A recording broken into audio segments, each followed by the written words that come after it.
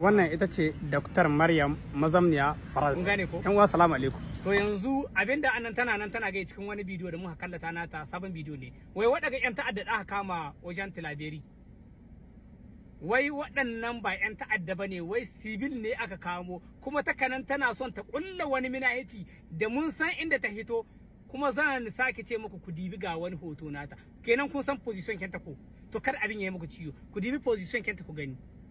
Kun san ita kowace ta yanzu ko? Angulu ne da kan zabo. Mun san ki yanzu. To abin da nake son faɗi a wannan wurin, ina son ƴan Niger masu hankali, wallahi kada hankalinku ya tashi. Kuma shugabanni muna kira ga shugabanni, ire-iren waɗanga doki wani mataki a kansu, saboda ku tuna da cewa duka ire-iren waɗanga da ƙasa ta biya ma kuɗi suka yi karatu ƙasar waje, wallahi billahi duk irin suna suna ci ƙasa mutunci. Wato ba mu sani ba yalla suna da wata halaka na da wacce tsohon gwamnati, ko akwai wani wancan tsohon gwamnati ta yi musu wani alƙawari na su je su yi karatu a ba su matsayi. Duk waɗanda aka samu suna wurin karatu aka yi wannan kuru ta baya gare su, duka sun bijire mu ƙasa, duka yanzu sheri kawai suka nan suna ƙulla mu ƙasa. Mu wallahi wani sheri ku yi ku bari wallahi ba zai ci ba, saboda mun yi hankali. Abin da ya sa muka yi hankali, an samu ƙasar mu takunkumi shekara guda, ƙasar mu tana cikin takunkumi. Bayan an ƙare takunkumi na shekara guda, ko hidda takunkumi ba a yi ba abin da ba a rufe ma Nijar ba. A muna cikin takunkumin nan kuma muka ji an ce ƙasar mu, turawan kuma su da kansu suka gaza rufe a sai suka yi to suka ce ƙasar mu ta shiga cikin ƙasashe masu tattalin arziki, waɗanda cikin layin ƙasashen da tattalin arzikin su ya haɓaka.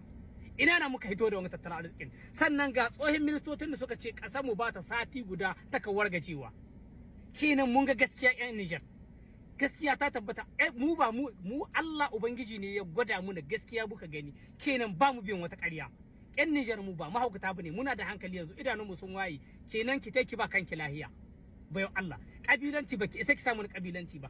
Kina nuna cewa wai sibil ne an ka kamo, ba 'yan ta'adda bane, an kashe zabarmawa, an kamo hillani da buzaye. Wallahi ke kabilanci gaci. 'Yan Nijar mu idanunmu sun waye, mun san abin da muke yi. Wannan manipulation da kuke son ku hada da ku da turawa ku zo ku aza akan Niger bai ci, saboda ƴan Niger idanun sun waye. Wallahi mu mun ga gaskiya, wallahi mun saki ƙarya, saboda duk wanda irin kangin da ƙasar mu ta shiga, kun yi bi ku ta wata ko ina da ko ina, kun hado shirin na ko ina da ko ina bai ci ba. Yanzu akan media kuke son ku dawo ku ci mu, wallahi ba ku isa ba, muna nan da ku. Duk inda wallahi in ke dar mu bakin zane muna dar mu hori, in ke dar mu hori muna dar mu baki, dan mun san kular kinki, mun san kalaki, mun san kewace iri ce, mun san abin da kika nihi, mun san abin da kika samu farko wanda kin rasa yanzu. Amma baki banta da cewa yalla akwai gida kin akwai fami kin kunan Niger din ba. Wannan duk baki ganin shi, ke entare kinki kawai kike gani, ire-iren ku suna da yawa kuma mun san ku, amma muna nan da ku, kuma muna jiran ku a Niger din. Niger ta wallahi ku ya heni, wallahi Hausawa ga ce ya gindin taguwa yawa dan karangiya nisa. Wallahi to haka ne. Muna nan a Niger, muna nan da ku. Ire-iren ku suna da yawa. Waɗanda suka ganin wai su sun samo diplom, wai maimakin ka zo diplom kin ƙasa ta unwane ka da shi, sai ka zo ka birgita mu ƙasa baya, wai kai kana da diplom, komai aka yi sojoji su koma. Wa shugaban da kuka shi ba mu shan makaranta na bai koma makaranta suwa. Ba zum da kanshi mu shan makaranta na, me yasa bai koma makaranta suwa?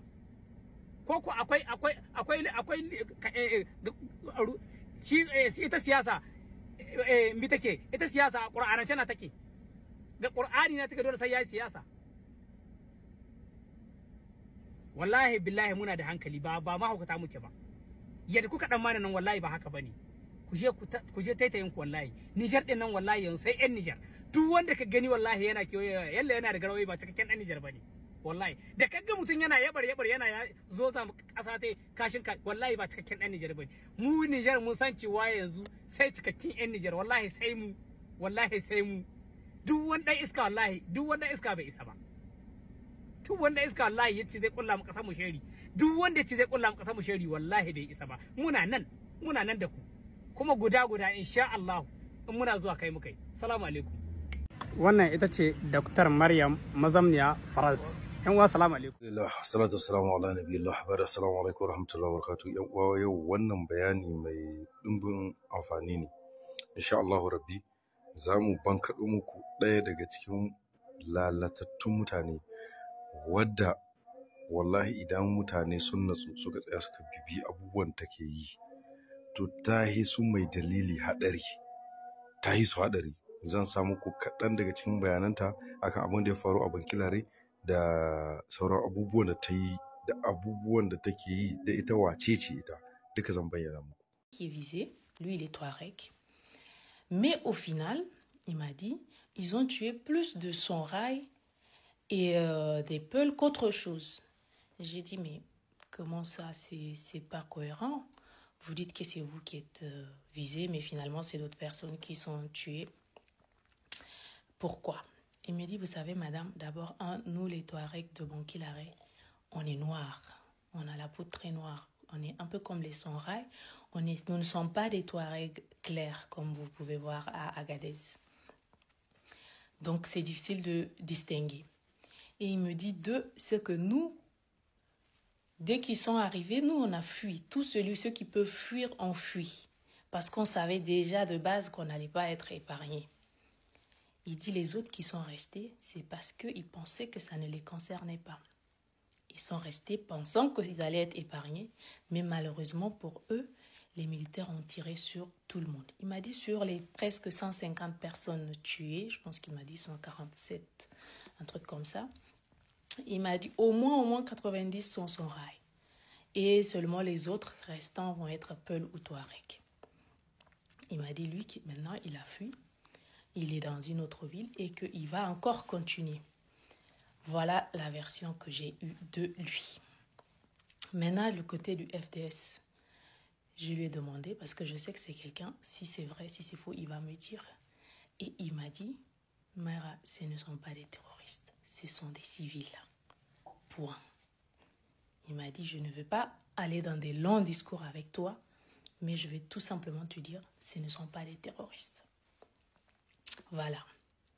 Et on a coupé. Parce que je ne voulais pas l'exposer davantage non plus. Voilà. Maintenant, s'il s'avère, d'ailleurs, toutes ces interrogations, en tout cas qu'on a eues, je ne suis pas la seule, je suis sûre à les avoir eues. J'ai vu plein de gens qui ont fait des publications dessus.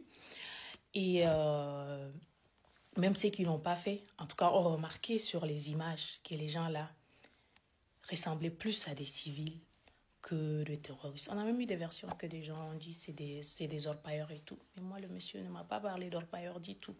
Voilà ce qu'il m'a dit. Ce que je vais dire, en fait, c'est lutter contre le terrorisme, ok. Mais attention. Attention à ne pas commettre des injustices. Parce que les conséquences de ces injustices-là vont être pires que le terrorisme. Tu ne peux pas venir sous prétexte que mon frère ou mon cousin ou mon oncle est terroriste, tu vas nous éliminer tous. Ce n'est pas possible. C'est injuste. C'est injuste. Et les conséquences peuvent être très graves. Il faut faire très attention. Ce qui se passe au Burkina actuellement peut venir chez nous si on ne fait pas attention aux injustices qu'on commet.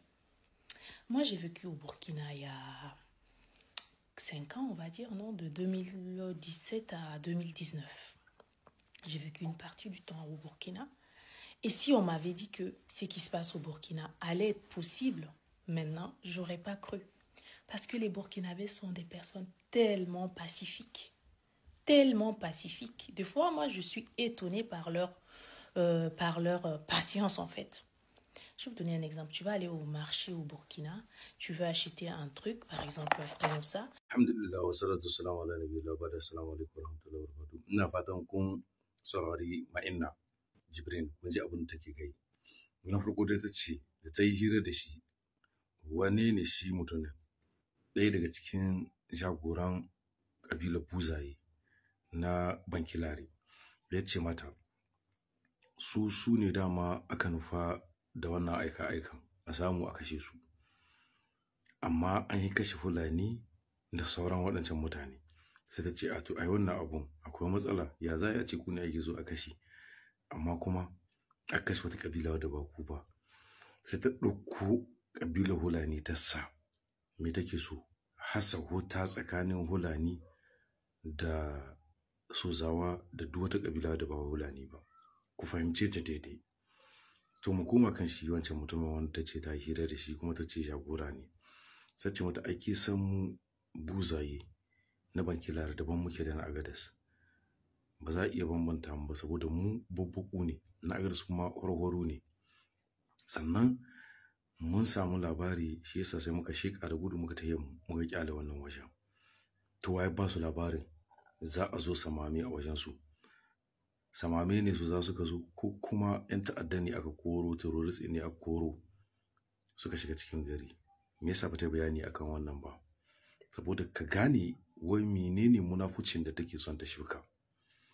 Bayan wannan sai take cewa da aka kama su ai ba a ga bitan da yake ba. Ba a ga motunan su ba da sauran me da suka dauko. Wanda yayi gudu ya shigo cikin gari shine za iskiya da moto, shine za iskiya da bindiga. Ai yanzu samame ne sai dai a bincika a kowanne ne a gane shi a shawo shi. Ci gaban magananta sai take cewa mutanen Burkina ta zama a cikin su mutane ne masu son zaman lafiya da kaza da kaza. Kamar mutanen Niger ba su son zaman lafiya. Idan kai dan bana bakwai ne ba za ka fahimci me ake so a yi ba. Ita Niger din nan kowa ya san ta da kasar zaman lafiya, le pays de la paix. Burkina Faso kowa ya san su da sunan le peuple intègre, le pays de peuple intègre.